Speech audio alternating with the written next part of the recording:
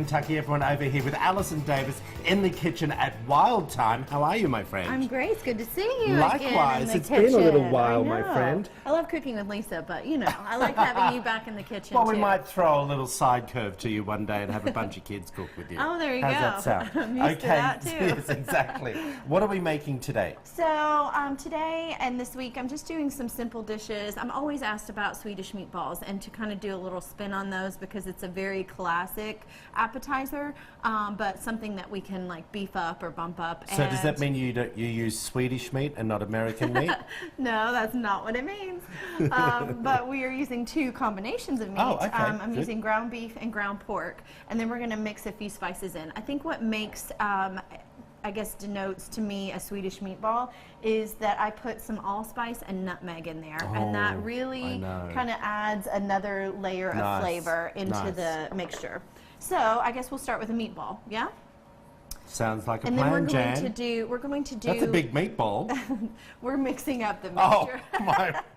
That's going to take a little while to cook. So roughly you're going to do probably, say, a pound of ground beef and a pound of ground pork. Okay. I'm going to do a little smaller for demo purposes, but they'll get the recipe, you know, in the mixture.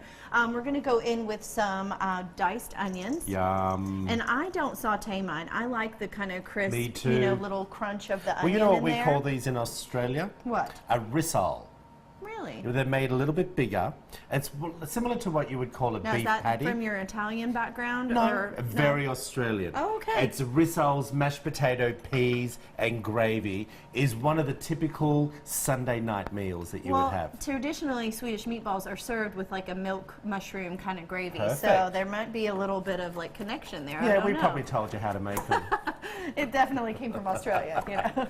Oh, you put egg in there as well? So yeah, we're going to crack an egg in there. I one think or one two? will probably be good for that mixture.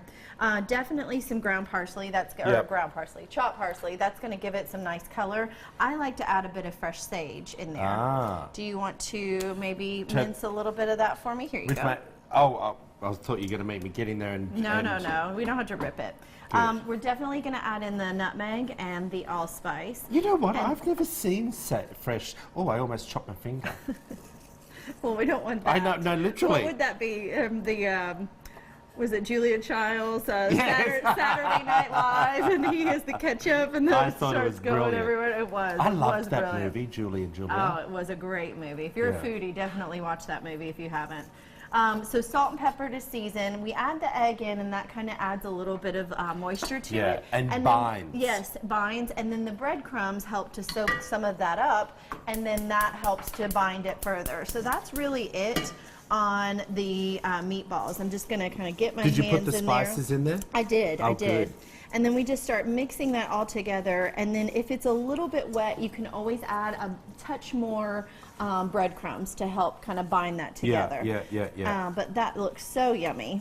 You know what? And like sometimes we would put a little bit of what you call ketchup, we call tomato sauce. Yes. And Worcestershire, I can never say, what do you have? Worcestershire. Worcestershire sauce in there as well. It's a tongue twister. It is a tongue twister, and but it used to give it a little bit of a kick, not much. Yeah. You know, but just the a other little thing bit. that I was going to say, if you like a little bit of spice, you could add a little touch of red pepper flake into this, and that would be great. I think I've turned this up a little bit All right, too high. so then you've got a few little meatballs, and I'm just going to say go ahead and sear this up. And you mentioned ketchup.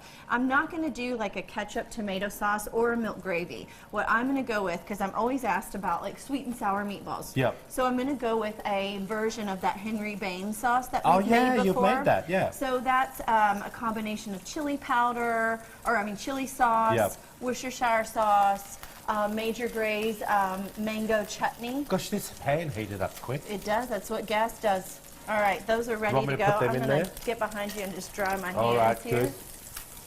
And then we're going to make this sauce.